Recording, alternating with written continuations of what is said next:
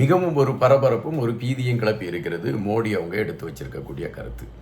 அப்படி மோடி அவங்க என்ன கருத்தை எடுத்து வைத்திருக்கிறார்கள் என்றால், நாம் எப்படி கொரோனா காலத்தில் ரொம்ப சிக்கல்லாம் சந்திச்சுட்டு இருந்தோமோ அதுபோன்று ஒரு லாக்டவுனை நோக்கி நகர்ந்து கொண்டிருக்கிறது தற்பொழுது உள்ள சூழல்.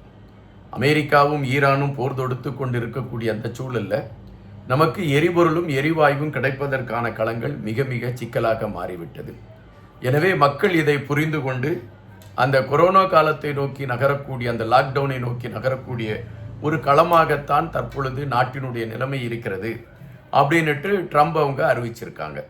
ட்ரம்ப் அவங்க அறிவித்த உடனே தமிழகத்தில் இப்பொழுது முதலமைச்சராக இருக்கக்கூடியவர், ஏன்னா முதலமைச்சர் பதவி முடிஞ்சு போச்சு, தேர்தல் ஆணையம் இப்பொழுது கையில் எடுத்துட்டு, ஆனால் தேர்தல் ஆணையம் கையில் எடுத்திருந்தால் கூட தேர்தல் ஆணையம் ஒரு விஷயத்தை தெளிவாக பண்ணுவாங்க. அது என்னன்னா, எந்த ஆட்சி தொடர்ந்துகிட்டு இருந்தோ அவங்க அந்த தேர்தல் நடைபெறுவதோடு அது அந்த முதலமைச்சர் தொடர்வார் என்பதுதான் செய்தி.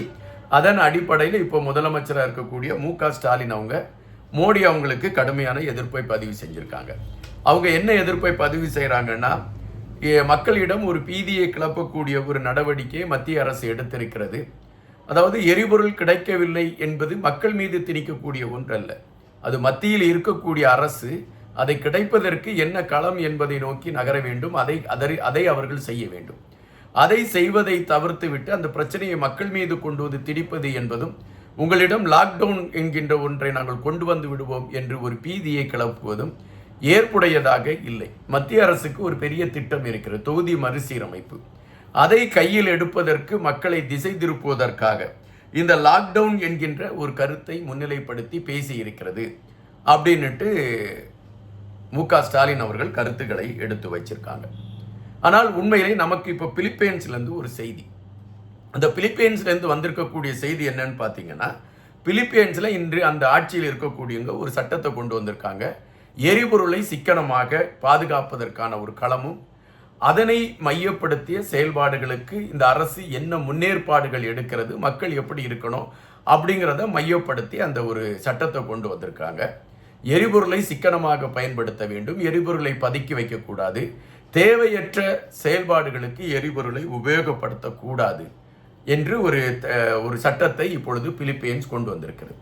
அதுபோல் பார்த்தீங்கன்னா, இலங்கையில் பரவலாக ஒரு செய்தி ஓடிக்கிட்டு இருக்கு. அந்த செய்தி என்னவா இருக்குன்னா, எரிபொருள் தட்டுப்பாடு ஏற்படுவதற்கான ஒரு களம் இருக்கிறது, எனவே இலங்கை ஒரு பெரிய சிக்கலில் மாற்றுவதற்கான ஒரு சூழல் இருக்கிறது என்று சொல்கிறார்கள். அதுபோல மாலத்தீவிலும் அது போன்ற ஒரு நிகழ்வு தான் இருக்கின்றது. தொடர்ச்சியாக அனைத்து நாடுகளிலும் இந்த ஒரு பயம் இருக்கின்றது. இந்த சூழலில் ஈரானை மீறி நாம் எரிபொருள்களை கொண்டு வருவதற்கான ஒரு களம் இருக்கிறதா என்றால் இல்லை என்பதற்கு ஒரு உதாரணமும் இருக்கிறது. சார்ஜாவில் இருந்து பாகிஸ்தானுக்கு ஒரு கப்பலில் எரிபொருள்கள் ஏற்றி கொண்டு வருகிறார்கள். செலனா என்கின்ற பெயரில் உள்ள அந்த கப்பல் எரிபொருளை ஏற்றி கொண்டு வருகிறது. அது ஹர்மோஸ் நீரணையை தாண்டி வருவதற்கான ஒரு களம் எடுத்த பொழுது ஈரான் அந்த கப்பலை பிடித்து வைத்து விடுகிறது. ஈரான் பிடித்து வைத்து எங்களிடம் அனுமதி பெறாமல் இந்த கப்பல் இந்த பாதையை கடந்து செல்வது என்பது ஏற்றுக்கொள்ள முடியாது என்று ஈரான் அறிவித்து விடுகிறது. அப்படி என்றால் எந்த நாடுகளும் எரிபொருளை கொண்டு செல்வதற்கான ஒரு களத்தை முன்னெடுக்க வேண்டும் என்றால் ஈரான் இப்பொழுது ஒத்துழைத்தால் தான் நடைபெறும். அதற்கு காரணம் அந்த ஹர்மோஸ் நீரணையை மையப்படுத்தியது. எனவே இப்பொழுது பல நாடுகள் இந்த போரின் காரணமாக மிகப்பெரிய ஒரு நெருக்கடியை சந்தித்து கொண்டிருக்கிறது. எனவே இந்த எரிபொருள்கள் இல்லாத ஒரு சூழல், குறைபடக்கூடிய ஒரு சூழல் வருகின்ற பொழுது பல மாற்றங்கள் ஏற்பட்டு விடுகின்றன. இப்போ பார்த்தீங்கன்னா, ஹோட்டல் மற்றும் உணவகங்கள் அனைத்துமே இப்பொழுது மூடப்பட்டு கொண்டிருக்கிறது. இதுவரை 15 ரூபாய் என்று விற்று கொண்டிருந்த தேநீர் இப்பொழுது 20-25 ரூபாய் வரை செல்கிறது. விலைவாசி உயரக்கூடிய ஒரு களம் எடுத்துவிட்டது. அதுபோல பெரும்பாலான வீடுகளில் எரிவாயு கிடைக்காதா என்கின்ற பதட்டத்தில் அவர்கள் ஆங்காங்கே ஓடி எரிவாயுகளை சேர்க்கக்கூடிய களங்களும், அதற்காக அதிக பணங்கள் கொடுக்கக்கூடிய நிலைமைகளும் நீடித்து கொண்டே இருக்கின்றது. அப்படி என்றால் இந்தியாவின் பிரதமர் சொன்ன ஒரு நிகழ்வு இந்தியாவில் நடைபெறுவதற்கான வாய்ப்புகளை நோக்கி நகர்ந்து கொண்டிருக்கிறதா சூழல் என்கின்ற ஒரு கேள்வி எழும்புகின்றன. இதற்கு பலர் பல விதமான கருத்துக்களை பதிவிடுகிறார்கள். இப்பொழுது நம்ம லாக்டவுன் அப்படின்னு ஒரு களம் எடுக்கப்பட்டு விட்டால் எரிபொருளை சேமிக்கக்கூடிய ஒரு களம் அமைந்துவிடும் என்பதுதான் பெரும் ஒரு திட்டமாக இருக்கிறது.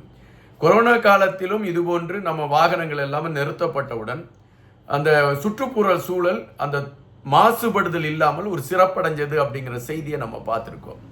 அதுபோல இப்பொழுது அந்த வாகனங்கள் எல்லாம் நிறுத்தப்படுகின்ற பட்சத்தில் எரிபொருள் சிக்கலிலிருந்து ஒருவாறு காப்பாற்றிக் கொள்ளலாம் என்பதாக அரசு கணித்திருக்கலாம். இதுபோல இப்பொழுது இன்னொரு செய்தியும் வருகின்றது. அதாவது ஐடி ஃபீல்டில் வேலை செஞ்சுக்கிட்டு இருக்கவங்களுக்கெல்லாம் முன்பை போல நீங்கள் வீட்டிலிருந்து வேலை செய்யலாம் என்ற ஒரு அறிவுறுத்தல் வந்திருக்கதா ஒரு செய்தியும் வருது. இது எந்த அளவிற்கு உண்மை என்று தெரியாது. ஆனால் ஐடி ஃபீல்டில் வேலை செய்து கொண்டு இருக்கக்கூடிய தோழர்களை நாம் தொடர்பு கொண்டு கேட்ட பொழுது அவர்கள் அது உண்மைதான் என்று எடுத்து வைக்கக்கூடிய ஒரு களத்தை நம்மால் பார்க்க முடிகின்றது. அப்படி என்றால் உண்மையிலே இந்த நாடு எல்லா நாடுகளுமே அதில் குறிப்பாக இந்தியா ஒரு நெருக்கடியான நிலையை நோக்கி நகர்ந்திருக்கிறது என்பதை நாம் ஒத்துக்கொண்டுதான் தீர வேண்டும். ஒருவேளை எரிபொருள் சிக்கல் நமக்கு தொடர்ச்சியாக வருகிறது என்று வைத்துக் கொள்ளுங்கள்.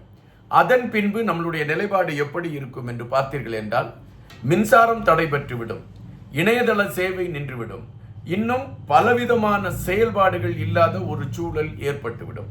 எனவே இதை தவிர்க்க வேண்டும் என்றால் அரசு முன்னேற்பாடான சில நடவடிக்கைகளை எடுக்க வேண்டும்.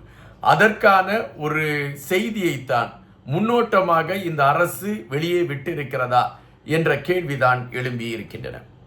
இது ஒருபுறம் இருக்கக்கூடிய சூழலில் தற்பொழுது இந்த போரை நிறுத்துவதற்கான ஒரு களம் இருக்கிறதா, அந்த எரிபொருள் சிக்கல் தீர்வதற்கான ஒரு வாய்ப்பு இருக்கிறதா, இந்த போரை நிறுத்துவதற்கான ஒரு களம் இருக்கிறதா என்கின்ற கேள்வி எழும்புகின்றன. நான் நேற்று ஒரு காணொலியிலே குறிப்பிட்டிருந்தேன், பாகிஸ்தானை முன்னிலைப்படுத்தி பாகிஸ்தானை மத்தியஸ்தமாக வைத்து இந்த போரை நிறுத்துவதற்கான ஒரு களங்கள் எடுக்கப்பட்டு கொண்டு இருக்கிறது என்றும், அமெரிக்காவின் உயர் தலைவர்களும் ஈரானின் உயர் தலைவர்களும் பாகிஸ்தானின் உயர் தலைவர்களோடு பேசியிருக்கிறார்கள் என்றும், இந்த பேச்சுவார்த்தைகளின் அடிப்படையில் இரு நாடுகளையும் ஒற்றுமைப்படுத்தக்கூடிய களத்தை பாகிஸ்தான் எடுத்துக்கொண்டு இருக்கிறது என்ற செய்திகள் எல்லாம் சொல்லப்பட்டு கொண்டிருந்தன. எனவே அப்படி என்றால் போர் நிறுத்தத்திற்கான ஒரு களத்தை நோக்கி நகர்ந்து கொண்டிருக்கிறதா என்கின்ற ஒரு கேள்வி எழும்பிய பொழுது இஸ்ரேல் ஒரு அதிரடியான ஒரு அறிவிப்பை வெளியிட்டிருக்கிறது. இஸ்ரேல் என்ன அறிவிப்பை வெளியிட்டிருக்கிறது என்றால், இஸ்ரேல் மிக தெளிவாக அந்த அறிவிப்பை வெளியிட்டிருக்கிறது. அமெரிக்கா போர் நிறுத்தத்திற்காக பேசி கொண்டு இருப்பதாக செய்திகளை வெளியே சொல்கின்றது. இந்த போர் நிறுத்தத்தில் எங்களுக்கு உடன்பாடில்லை, நாங்கள் இந்த போர் நிறுத்தத்தை குறித்து யாரிடமும் பேசவில்லை, அமெரிக்கா யாரிடமாவது பேசுகிறதா என்றால் எங்களுக்கு கவலையும் இல்லை என்று இஸ்ரேல் அறிவித்திருக்கிறது. இஸ்ரேல் இதை ஒருபுறம் அறிவித்துக் கொண்டு இருக்கக்கூடிய அதே வேளையில் இஸ்ரேலினுடைய காலால் படை தரைவழி மார்க்கமாக லெபனானுக்குள் நுழைந்து லெபனானை தாக்கக்கூடிய களத்தை எடுக்க தொடங்கி இருக்கிறது.